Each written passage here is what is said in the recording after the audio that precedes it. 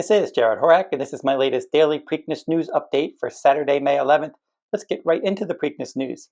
Now, Kentucky Derby winner Mystik Dan, he was back to the track for the fourth straight day at Churchill Downs on Saturday, and he galloped 1.5 miles this morning under his exercise rider, Robbie Alvarado.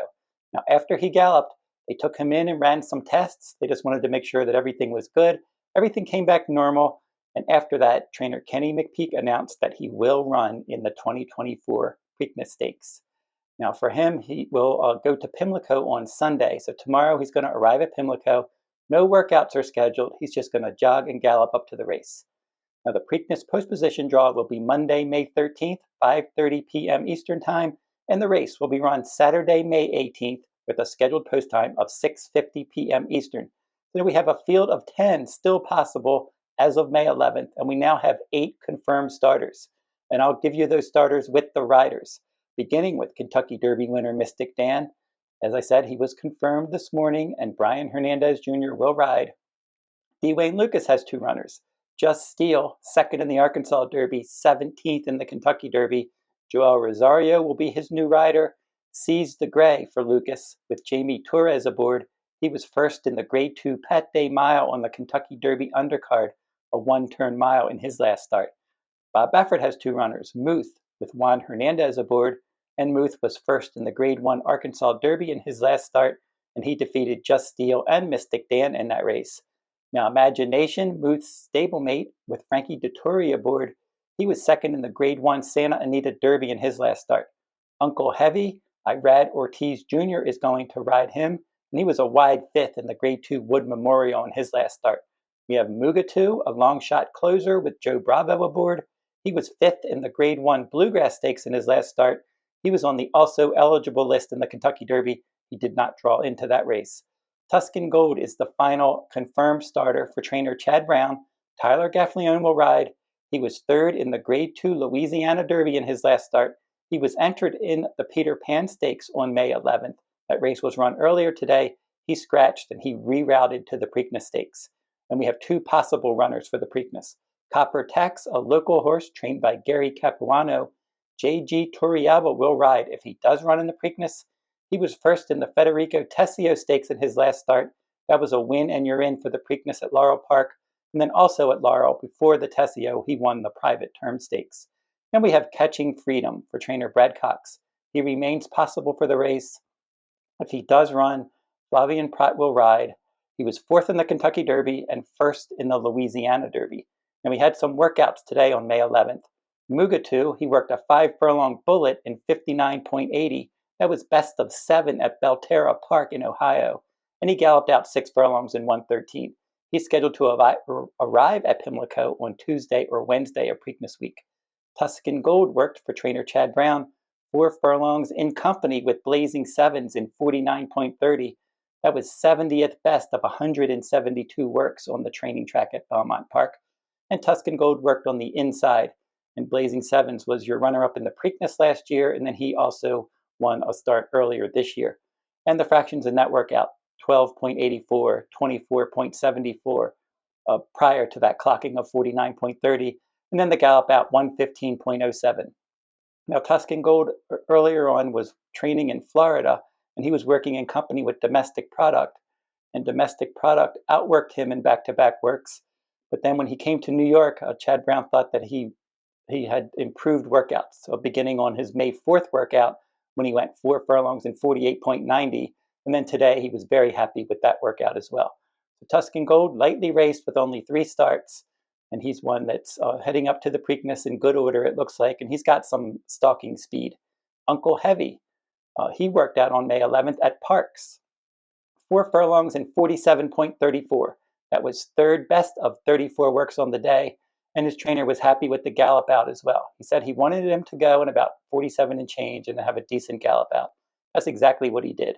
As I mentioned, Irad Ortiz Jr. is going to ride him in the Preakness, and Ortiz has finished 2nd twice in the Preakness Stakes, aboard Midnight Bourbon and Blazing Sevens. So I think Uncle Heavy, he could be one that could be a live long shot that I think you can use underneath. He's got some ability. He won the Grade 3 Withers earlier this year. He's going to ship to Pimlico on Tuesday. And then Catching Freedom, another good gallop at Churchill Downs on May 11th. Brad Cox said he's 50-50 to run in the Preakness. If he does go, he's going to train Monday morning, and then they're going to jump on a van and head right to Pimlico after that on Monday. And as I said yesterday, they're not quite sure what they're going to do yet. They're trying to map out a schedule for him. The Preakness is a possibility. They could skip the Preakness, they could go in the Belmont, or they could skip both races and use the Matt Wynn Stakes as a prep race for the Haskell Stakes. So they're trying to map out his campaign, and we'll see what they end up deciding to do. Now, they did run the Peter Pan Stakes earlier today, and the top 3 finishers from the Peter Pan could move on to the Belmont Stakes. They're allowed to go there. The top 3 basically earned berths into the Belmont Stakes. We'll have to see if all 3 of those horses go. But the Belmont will be at 1.25 miles at Saratoga on June 8th this year. And the Peter Pan was run at 1 1/8 at Aqueduct, and the final time was 1:48.99. Antiquarian for trainer Todd Pletcher won the race. He chased the pace from 3rd, and he was able to wear down the Wine Stewart and win by 3/4 of a length. And Protective for trainer Todd Pletcher was 3rd in that race. So John Velasquez rode Antiquarian, Centennial Farms the owner, and he's one that I can definitely see him moving on and running in the Belmont Stakes in his next start. And then the Wine Stewart, he was my top choice in this race. I originally was going to pick Tuscan Gold on top. After he scratched, I went with the Wine Stewart.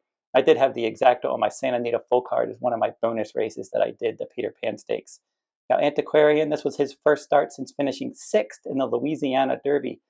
Now, Tuscan Gold is going to run in the Preakness Stakes, and he was 3rd in the Louisiana Derby. And then Catching Freedom was one that won the Louisiana Derby, and then he was 4th in the Kentucky Derby. So Antiquarian flattered the form of the Louisiana Derby, so maybe that bodes well for the chances of Tuscan Gold. Then the Wine Stewart for trainer Mike Maker. He was clearly second best. He was clearly second best in the Grade 1 Breeders' Futurity last fall. The Grade 3 Lexington Stakes, his first start this year, he was clearly second best. Now again in the Peter Pan. So this horse is a New York bred, so they have a lot of options. And I think looking at his overall form, he's probably best up to 1 1/16. And some of the options could be New York bred stakes races in the future. I think a race that really might suit him, the Grade 3 Dwyer Stakes at Aqueduct on July 6th. That's a 1-turn mile. That makes a lot of sense. The Wine Stewart's really good around 1 turn. I think that 1-turn mile would really suit him. And they could go to the Belmont if they decide to go that way, but I think 1.25 miles against tougher company could be a bit tough for the Wine Stewart. But I think cutting back to the Dwyer, that 1-turn mile, I think that could be perfect for him. We'll see what they end up deciding to do. They have a lot of options. He's a decent horse, very consistent. And then Protective, a maiden for Todd Pletcher and Ripoli's stable. And he was 3rd in the Wood Memorial and then 3rd again in the Peter Pan. So I think maybe a smart option would be to drop him back into a maiden special weight race, get a victory, and then return to the stakes ranks later this summer. We'll see what they end up doing with him. As I said, he was 3rd in the Wood Memorial, and then Uncle Heavy was a wide fit there. So that Wood Memorial, didn't think it was a strong race on paper, but I thought Uncle Heavy ran a decent race, and then Protective came out of that race, and he ran a decent race in the Peter Pan. So maybe Uncle Heavy, as I said, could be a live long shot to pick up some kind of minor award in the Preakness Stakes. Now, my upcoming Preakness videos, after they have the post position draw on May 13th, I'm going to come back and I'm going to have my thoughts on the field after that post position draw. So I'll do a video there. Then I'm going to have some on-site coverage from Pimlico during Preakness week. So stay tuned to my YouTube channel for those videos coming up in the coming days.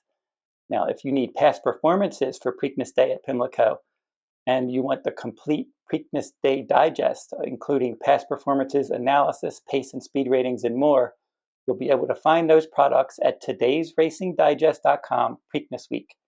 And in my annual Preakness Day full card at Pimlico, you can purchase at the Digest website as well, or at my personal website, therunawayhorse.com. I'm also going to be doing a Black Eyed Susan Day full card. That's for Friday, May 17th at Pimlico. I'm going to do those full cards May 17th and 18th at Pimlico, and they will be available Preakness week at therunawayhorse.com on my sales page, and the products are ready to pre-purchase now. So you can go over to therunawayhorse.com on my sales page for more details. And then for Belmont Stakes week, I'm going to be doing full cards all 4 days of the Belmont Stakes Festival at Saratoga later in June. So that'll wrap up this video. Don't forget to like, subscribe, and comment if you like this horse racing content. And keep checking my YouTube channel for all of these Preakness videos. And until I see you next time, good luck at the races.